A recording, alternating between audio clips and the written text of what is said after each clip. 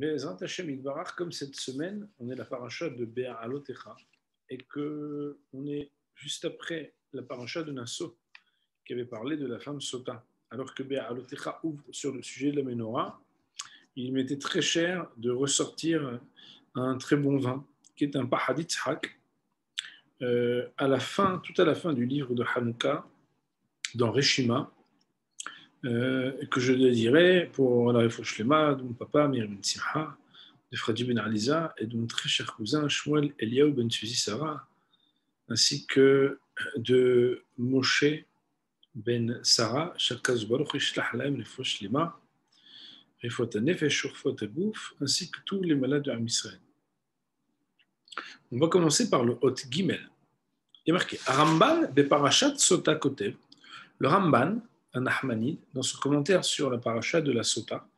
Paracha de la Sota, il n'y en a pas, mais ça veut dire la portion de la Torah dans Parashat Nassau qui parle de la Sota, écrit Ki mishpete Torah lo ismechu ala nes, que les règles de la Torah, ça veut dire les mitzvot, ne s'appuient pas de choses surnaturelles, de miracles. Au mitzvat ashkat Sota, i be'emet horeget min hakazeh. Seulement que la mitzvah des eaux de la vérification que va boire la femme Sota déroge exceptionnellement à cette règle. Car voilà que toute cette consommation qu'elle doit boire, cette femme Sota, et qui va, comme je vous rappelle, comme tout le monde le sait, vérifier si, pendant cet isolement avec cet homme interdit, il y a eu un acte d'adultère ou non, c'est quelque chose d'absolument miraculeux et de surnaturel. Mais Siem Azar Ramban, et le Ramban donc de conclure à ce sujet pour expliquer pourquoi est-ce qu'il y a dérogation dans la loi de la Sota, est-ce que particulièrement la mitzvah ici peut s'appuyer sur le miracle, s'appuyer sur le surnaturel, alors que toutes les mitzvot s'appuient normalement sur des choses naturelles. Car étant donné que dans la mitzvah de Sota, et dépendant le sujet des enfants qu'on appelle des enfants mamzer, des enfants bâtards, comme on le sait, quelqu'un qui est né d'un adultère, alors il a un statut différent dans la Torah. On ne peut pas se marier avec lui, on ne peut pas le rapprocher du Kaal Hashem. Et ce sujet d'avoir ou non un mamzer, c'est quelque chose qui peut engendrer un problème, d'empêcher la présence divine. Les mamzerim empêchent la présence divine dans le peuple d'Israël. Alors étant donné que le sujet ici touche à quelque chose qui peut enlever la Shekhinah, au nom de l'honneur du clan d'Israël, pour que la Shekhinah puisse résider sur eux, c'est possible exceptionnellement que les lois de la Torah puissent aussi s'appuyer sur le miracle. Et le Rav pose deux questions. Nous posons la question en deux points. Premièrement, Premièrement, pourquoi y a-t-il un principe qui dit que les lois de la Torah, les mitzvot de la Torah ne peuvent pas s'appuyer sur des miracles? Pourquoi ne doivent-elles pas être miraculeuses? Après, a priori, tout peut être miraculeux. Pourquoi et deuxièmement, pourquoi est-ce que quand il s'agit de la Shekhinah et de la résidence de la Shekhinah, alors là, il y a dérogation klal chez Mishpet Torah et Nonoek, on n'applique pas ce principe. Il dit le Rav, seulement avant de commencer à expliquer le pourquoi, on va montrer que le Ramban, ce qu'il dit, c'est vérifié. Pourquoi? Voilà que le Ramban, le même Ramban, dans un deuxième texte, on verra qu'il y a trois textes du Ramban. Dans la paracha de Tetzavé, qui est la première des parachutes qui parle de la mitzvah de la Ménorah. Alors là-bas, quand il parle de la mitzvah de la Kata Menorah, il dit que la Menorah, on l'a donnée de deux manières. C'est quoi? Il y a deux parties. Il y a 6 et il y a la 7e. Il y a 6 bougies qui restaient allumées que de la nuit jusqu'au matin. Et le 7e ner, la 7e bougie qui s'appelle la bougie occidentale, elle, s'appliquait sur elle la mitzvah qui s'appelle de faire monter la bougie éternellement. Autrement dit, il y a une bougie qui s'appelle éternelle et il y a des autres bougies qui sont normales. Et cette bougie-là, elle reste allumée 24 heures. Mais dans la Gemara, c'est explicité. Que la quantité d'huile a été la même pour les 7. Et là, seulement qu'il y avait un miracle, c'est que toutes les autres bougies elles s'éteignaient après 12 heures, alors qu'elle reste allumée pendant 24 heures. Elle restait allumée, alors que les autres, le matin, quand il n'y avait plus d'huile, c'était fini. Il dit le Rav,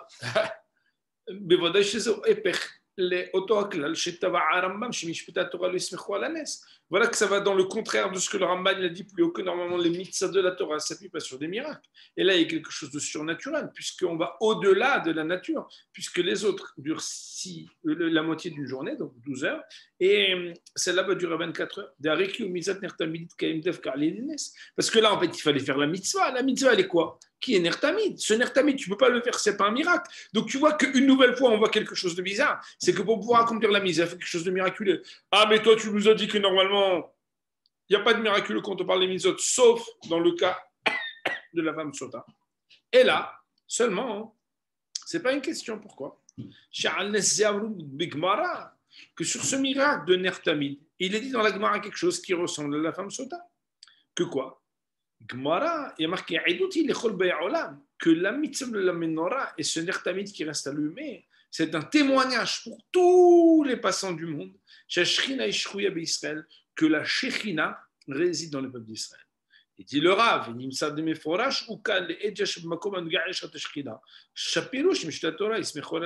on voit encore explicitement dans les paroles du Ramban, s'appuyant sur des choses qui sont écrites dans la Torah, qu'en réalité, étant donné qu'ici, encore une fois, on parle de quelque chose qui a à voir avec la Ashrat Ashkina, la présence divine d'Akadosh Baruch Hu dans l'Am Israël, que là, on peut déroger au principe et on peut, oui, s'appuyer pour l'application des mitzvot sur ce qui s'appelle être miraculeux et surnaturel. On voit donc que ce que le Ramban dit à propos de la femme sota, ça se retrouve aussi à propos de la paracha de la menorah. Bien évidemment, c'est extrêmement important pour nous, dans Be'alotecha, juste après Parashat Nasso, de parler de ça, puisqu'on est dans la jonction entre la paracha de la semaine dernière, où on parlait de la femme sota, et du début de la paracha qui parle à nouveau dans le Chumash Dvari, du Bamidbar, dans Be'alotecha, vers Shava Hasher, et nous choisissons Shitat Rambam, nous avons les Pirouch Devarim.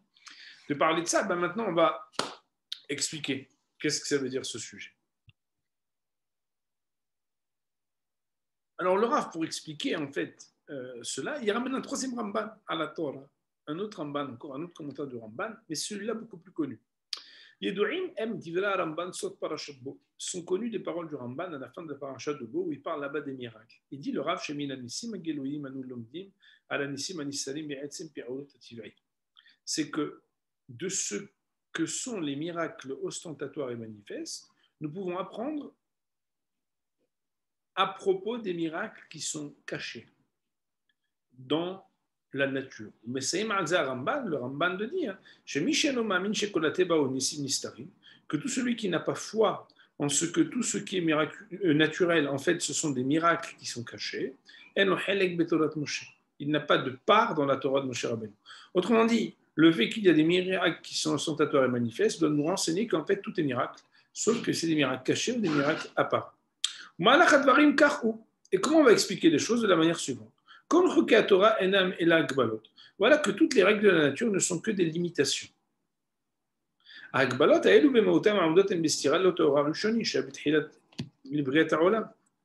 Et voilà que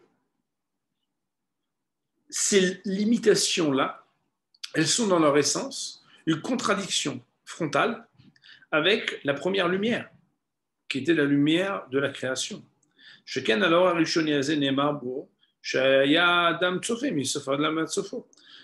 Car à propos de cette première lumière, il est dit que l'homme était capable d'avoir une lucidité de voir d'un bout à l'autre du monde avec cette lumière.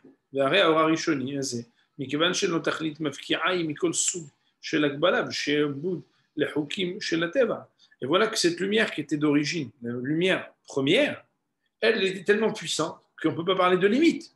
On ne peut pas parler de subordination, parce qu'elle, elle est sans aucune limite. Et là, seulement que qu'est-ce qui s'est passé? Alors pourquoi Bémet, il y a une différence entre la première lumière et le monde dans lequel nous vivons?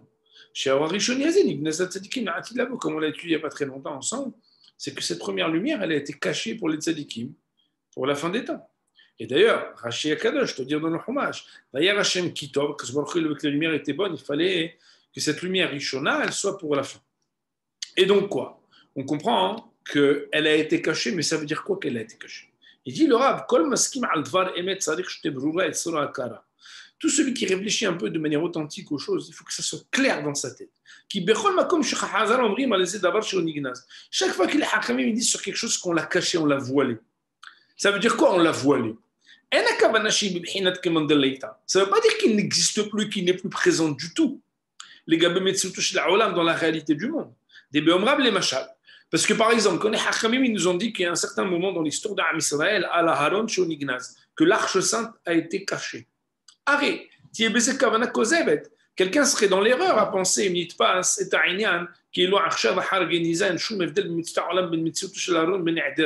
dire ouais, bon, mais c'est comme s'il n'était plus du tout là. C'est pas vrai. Il est là, voilé, mais il est là. C'est que où qu'il soit, il est caché, mais où qu'il soit, il a une réalité. Et sa présence même cachée donne quelque chose de différent que s'il était absolument absent de cette réalité. Et là, chez Beomram Nignas, seulement qu'on est en train de nous dire non. Quand il est voilé, alors quelle différence entre voilé et pas voilé? Si de toute façon il est là. Non, c'est que quand il est voilé,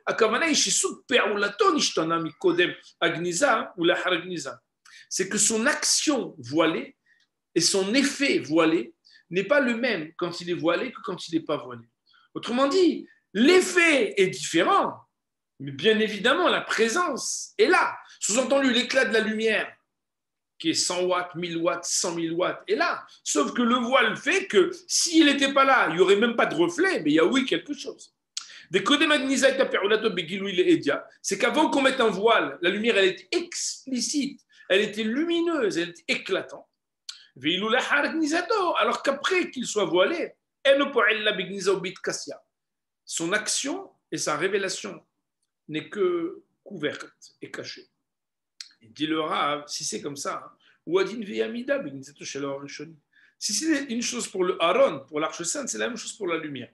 Ce qu'on veut dire quand on dit que la lumière elle a été cachée, c'est que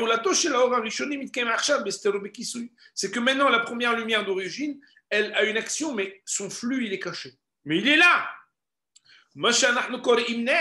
Et de là, on va expliquer la différence entre le miracle et la nature. C'est que ce que nous on appelle le miracle, ou et ce qu'on appelle la nature. C'est deux effets de luminosité de cette lumière. Quand est-ce que on peut parler de miracle?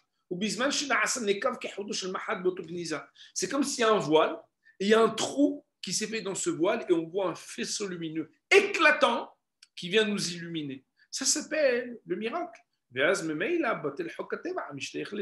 Et à cause de ça, on dit, bon, bah, alors là, il n'y a plus rien de miracle, il n'y a plus rien de naturel. C'est absolument surnaturel. Mais en vraie vérité, c'est quoi?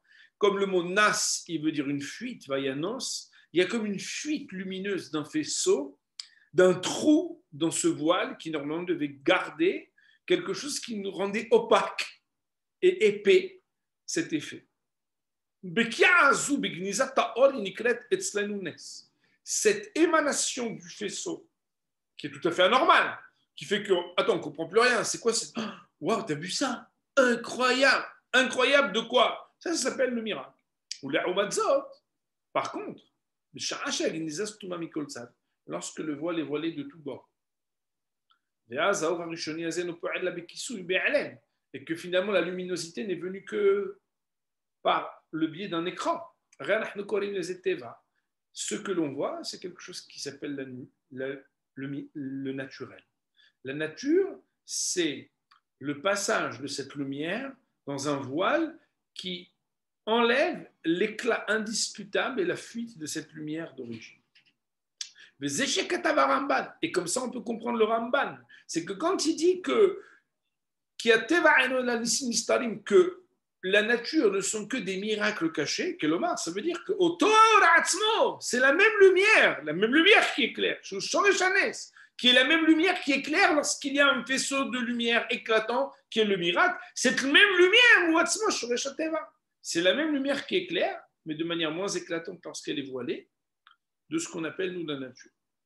Et là, chez Petit Ageniza Ines,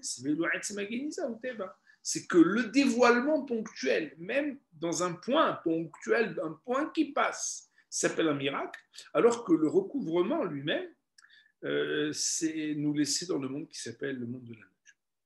Et ça, c'est comme ça que le Rav, il définit les choses. Maintenant, le Rav, il va plus loin.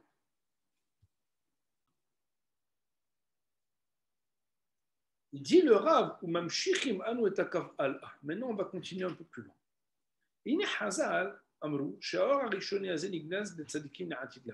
Qu'est-ce qu'ils nous ont dit les Hachamim? Cette lumière, elle est pour qui? Pour les tzadikim à la fin des temps. Kloima, ça veut dire quoi que cette lumière d'origine, elle est pour les tzadikim à la fin des temps? Ça signifie simplement, c'est qu'à ce moment-là, on va prendre le voile et on va totalement le dévoiler. Et pour devenir le tzaddik qui va pouvoir voir cette lumière, comment il faut faire? C'est par la Torah et les mitzvot. Il n'y a pas d'autre chose qui fait qu'on devient un tzaddik. Il dit le Rav, donc ça veut dire quoi? C'est comme s'il y avait une porte fermée avec la lumière éclatante derrière et que nous devions, pour être des tzaddikim, utiliser Torah et mitzvot pour ouvrir cette porte au fur et à mesure. Par exemple, on ouvrir plein de petits compartiments et au fur et à mesure de notre vie qu'on ouvre clé après clé, à la fin, on va ouvrir une grande clé, une très grande porte avec toute la lumière derrière. Il dit le Rav, maintenant on va tout comprendre. Pourquoi?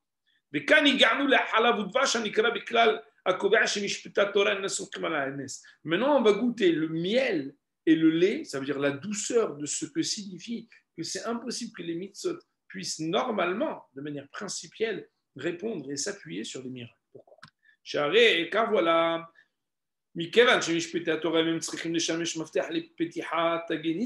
puisque les principes et les lois de la Torah sont, comme on l'a dit, la clé qui va ouvrir ce voile.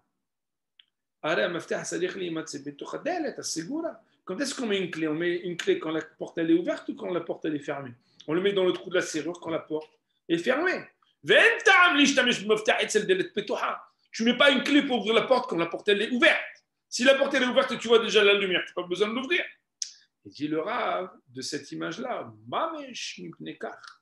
et c'est vraiment de ce fait, ça ne veut rien dire de parler de mitzvot, qu'on utilise de la lumière dévoilée au moment où on applique les mitzvot. Pourquoi? Parce que les lois de la Torah, les mitzvot, elles viennent ouvrir le voile. Si elles viennent ouvrir le voile, si elles viennent ouvrir la porte, c'est que tu les mets dans une porte fermée où il n'y a pas de lumière. Tu utilises quelque chose qui n'est pas lumineux parce que tu n'as pas cette lumière pour réussir à obtenir la lumière. Et dit le Rav, on met mail là automatiquement, les mitzvot sont dans un espace qui n'est pas lumineux, qui est dans un espace obscur, qui est dans un espace de lumière ténue, lumière épaisse. Parce qu'on veut arriver à Yom La'asotam, aujourd'hui d'appliquer les mitzvot, Mahar le Kabel Secharam, pour demain, pour plus tard, voir la lumière. Donc, si on parle de lumière que tu vas recevoir, Bisrout et Bisrar mitzvot, c'est que cette lumière-là, au moment où tu l'as fait, tu ne l'as pas, cette lumière. Il dit le Rav, c'est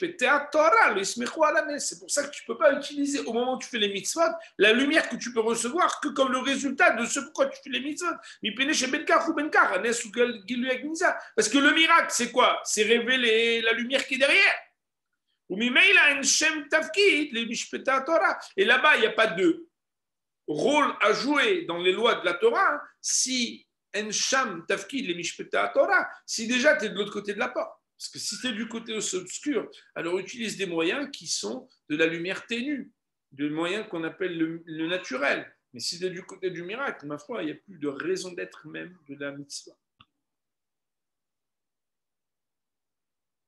Alors le Rav, il continue, et bien évidemment, il y a maintenant la chute. Il dit Kol zeu bederech klal.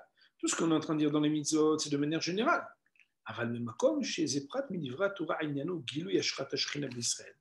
Seulement, quand on est dans un lieu où, quand ça concerne une mitzvah, dont le sujet lui-même, c'est la révélation de la présence divine dans le peuple d'Israël.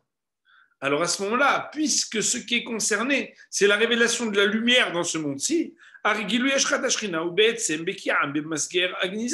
voilà que la présence de la Shrina, elle est quelque part un trou qui est fait dans le voile qui vient d'habitude masquer et couvrir, la révélation du Nes.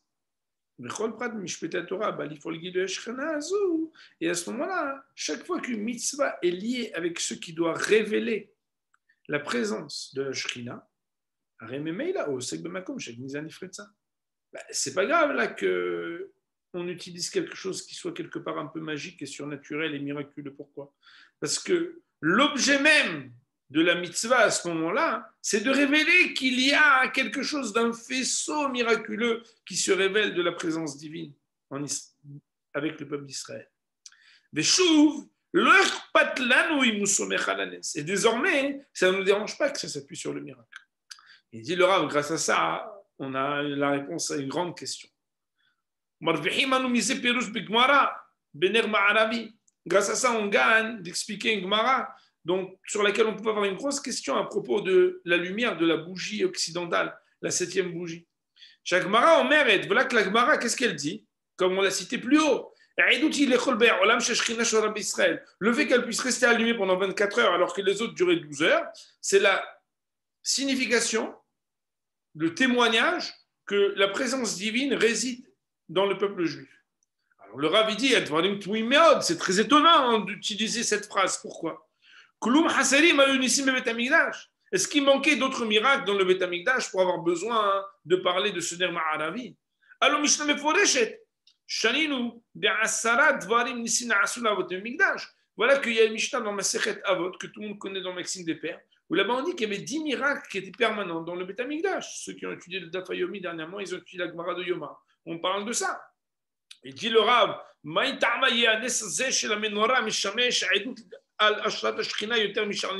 pourquoi alors signifier particulièrement et singulièrement que cette bougie qui reste allumée pendant 24 heures est quelque chose qui met plus en avant la Shekhinah que les autres miracles qui étaient tout le temps et permanents dans le Beth Amikdash? A priori, il n'y a pas de différence. Pourquoi particulièrement cette mitzvah?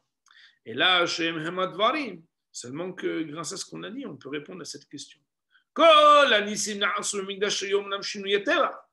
Certes, c'est vrai que tous les miracles qui étaient dans le Beth Amikdash, ils étaient là comme quelque chose de surnaturel. Mais c'était des manifestations miraculeuses, mais ce n'était pas quelque chose qui était l'application d'une mitzvah par un miracle.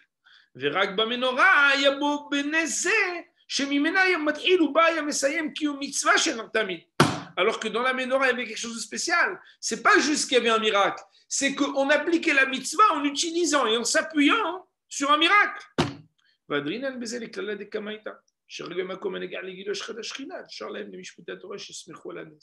Et donc on revient au premier principe qu'on a dit plus haut, c'est que normalement l'ensemble des mitzvot ne peut pas utiliser de miracle au moment de son application. Sauf quand il s'agit de Ashrat Ashkina, parce qu'Ashrat Ashkina lui-même, la résidence de la présence divine dans ce monde, c'est justement quelque chose qui vient percer le voile. Et lorsqu'on est occupé à quelque chose qui montre que la présence d'Hachem, elle perce le voile du Or Haganouz pour laisser passer quelque chose du Or Harishoni de la première lumière, alors là, on peut utiliser quelque chose qui est de l'ordre du miracle pour accomplir les mitzvot. Mais là, automatiquement, c'est pour ça que ce miracle de la menorah, plus que les autres, et donc aussi le miracle de la femme Sota, c'est quelque chose que plus que toute autre manifestation, c'est quelque chose qui révèle la présence d'Akadosh Baruch Hu avec l'Am Israël. Si on réfléchit un peu et qu'on va plus loin dans ce sujet, c'est qu'en réalité, souvent, nous, on cherche la lumière au moment où on accomplit la mitzvah. La mitzvah, elle remplit de joie, elle remplit d'émotion. L'étude de la Torah, elle donne de la simcha, elle donne de la joie. Peut-être même qu'il y a quelque chose de la lumière cachée qui se révèle dans l'étude de la Torah. Il y a des moments qui sont comme le Shabbat, mais dans la Maba, qui donne quelque chose d'un parfum qu'on ne sait pas vraiment expliquer et qu'on voit qu'il y a des choses qui se révèlent. Mais ce n'est pas quelque chose qu'il faut attendre. Et il faut être loin de toute pensée magique lorsqu'on accomplit les mitzvot. Ce qui doit nous occuper à nous, c'est d'accomplir les mitzvot comme quelqu'un qui vient et qui rentre des clés dans une porte qui est fermée. On imagine que de l'autre côté, il y a une grande lumière parce qu'on voit par le reflet même de ce qui est naturel, quelque chose qui relève d'une lumière richonite, d'un or qui est ganouz et qui est éclatant. Il n'en reste pas moins que dans certains sujets, dans certains domaines, la Torah elle-même, elle nous demande d'appliquer les mitzvot et qu'il va y avoir des miracles qui vont se faire. Cette femme qui va boire, nos Hachamim vont nous dire dans la Gemara de Sota d'Atmimzaïn que ça va dépendre est-ce que son mari est un homme fidèle, infidèle, propre ou pas propre. Et que sinon, comme le dit le Ramban, et que la Gemara, alors ces eaux ne vont pas vérifier. S'il la vérifie, c'est quoi? C'est une potion magique? Oui, il y a une potion magique où le nom d'Hachem, il est effacé. Et en buvant cette eau va la vérifier. C'est quelque chose d'impressionnant.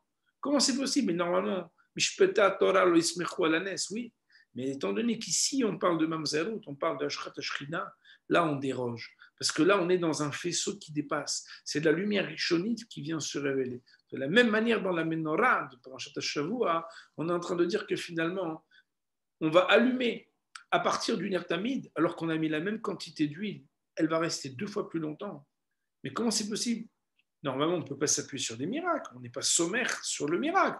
On doit faire des mitzvahs de manière normale. Oui, sauf quand la lumière, la mitzvah elle-même, elle s'appuie pour révéler qu'il y a quelque chose qui vient de la lumière arishonite, de la Ashrat Ashrina Israël.